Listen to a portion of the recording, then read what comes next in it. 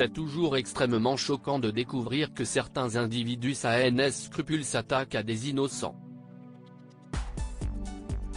Les enfants, de par leur naïveté, restent les cibles privilégiées des prédateurs sexuels sur Internet. Ces derniers ont souvent un faux profil et gagnent la confiance de leurs victimes avant de leur envoyer des messages à connotation sexuelle. Parfois, les requêtes pornographiques sont très explicites et les enfants peuvent tomber facilement dans le piège de ces pervers sexuels. Selon NBC News, un homme marié a été pris en flagrant délit par sa belle-mère en sollicitant des photos et vidéos à caractère pornographique de mineurs sur Internet. Elle se fait passer pour un adolescent pour surprendre son gendre. Ryan Mitchell Budd, 34 ans, est un homme marié qui a toujours eu une attirance pour les garçons de moins de 18 ans.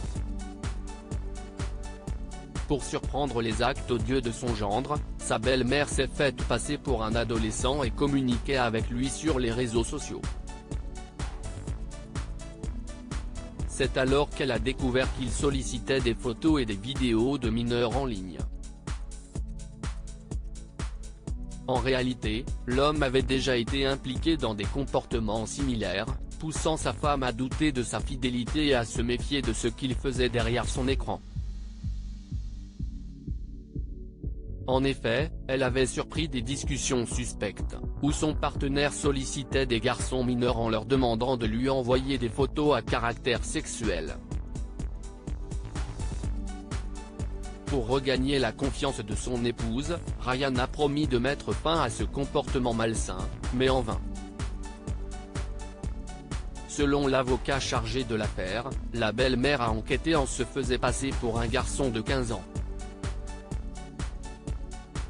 Après 2 semaines, son gendre a manifesté son intérêt pour l'adolescent, et lui a demandé d'organiser une rencontre pour avoir une relation sexuelle.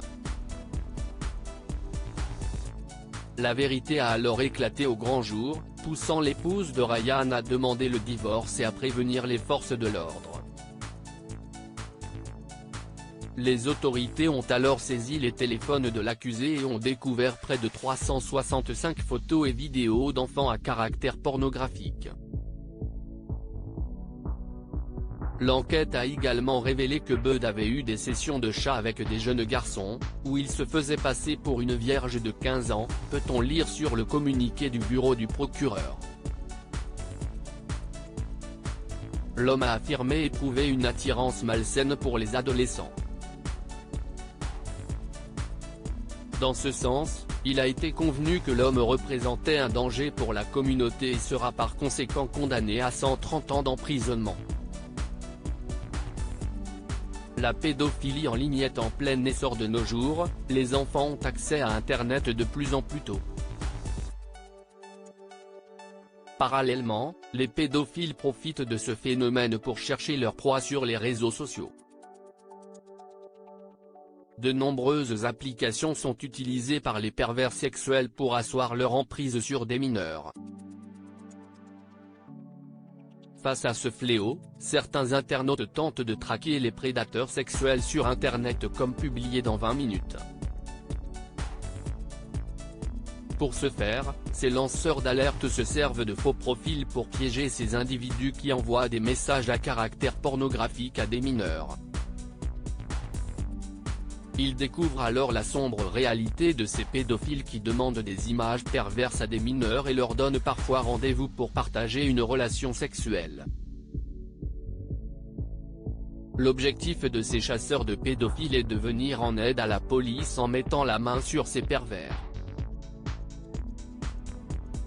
Toutefois, l'implication de ces citoyens dans la lutte contre la cyberpédocriminalité inquiète les autorités françaises.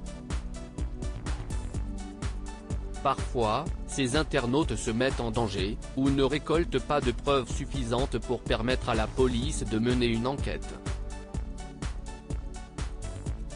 Mais la volonté d'aider la justice à protéger ces enfants pousse ces bénévoles à mettre en œuvre des actions concrètes en vue de piéger les pédophiles.